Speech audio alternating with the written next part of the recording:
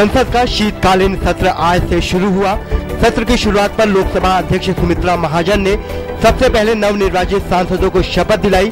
उसके बाद प्रधानमंत्री नरेंद्र मोदी ने अपने मंत्रिमंडल के नए सहयोगियों का सदन से परिचय कराया। संसद की कार्यवाही दिन भर के लिए हुई स्थगित। लोकसभा और राज्यसभा में सदन के सदस्य रहे नेताओं के निधन पर शोक व्यक्त करने के बाद कार्यवाही को दिन भर के लिए स्थगित किया गया।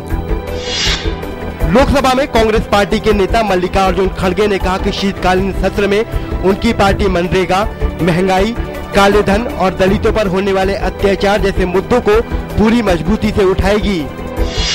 बहुजन समाज पार्टी की नेता मायावती ने कहा कि उनकी पार्टी किसी भाजपा विरोधी मोर्चे में शामिल नहीं होगी। विवाह विधेयक पर उन्होंने बताया कि बसपा इस मुद्दे पर प्रवर समिति को अपने सुझाव देगी। बीजेपी नेता जय पांडा ने कहा कि हम गुण दोष के आधार पर सरकार का समर्थन करेंगे। समाजवादी पार्टी के नेता किरणमय नंदा ने कहा कि संसद के मौजूदा सत्र में उनकी पार्टी जन विरोधी विधेयकों का आरजेडी, जेडीयू और जेडीएस के साथ मिलकर विरोध करेगी। शिवसेना नेता संजय राउत ने कहा कि केंद्रीय स्तर पर हमारे भाजपा के साथ कोई मतभेद नहीं है, लेकिन हम संसद में महाराष्ट्र से जुड़े मुद्दों को उठाते रहेंगे।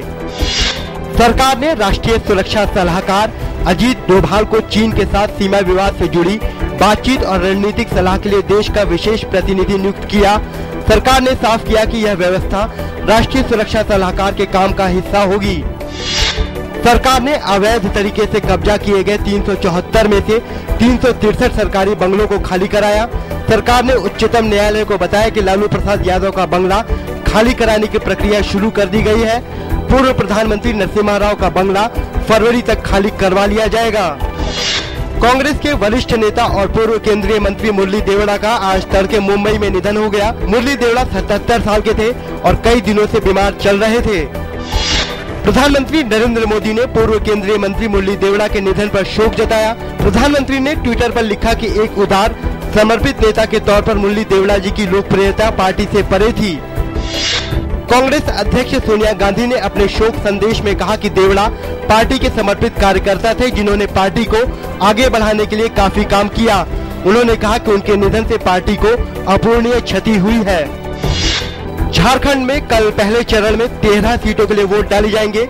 वहीं जम्मू कश्मीर में 5 चरणों में होने वाले चुनाव के पहले चरण में कल 15 निर्वाचन क्षेत्रों में होने वाले मतदान से कुल 123 उम्मीदवारों के भाग्य का फैसला होगा। केरल और तमिलनाडु के बीच विवाद का विषय बने मुल्ला पेरियार बांध पर केरल के मुख्यमंत्री उमाम चांडी ने कहा कि ये मामला सुरक्षा से जुड़ा है और बांध की उम्र को देखते हुए हमने अपना पक्ष केंद्र सरकार के सामने रखा है और इसे शीर्ष न्यायालय में भी रख रहे हैं। सर्वोच्च न्यायालय ने बीसीसीआई से किसी व्यक्ति विशेष का बचाव करने के बजाय खेल को आगे बढ़ाने को कहा। सुप्रीम कोर्ट ने बीसीसीआई से कहा कि क्रिकेट को जेंटलमैन की तरह खेला जाना चाहिए।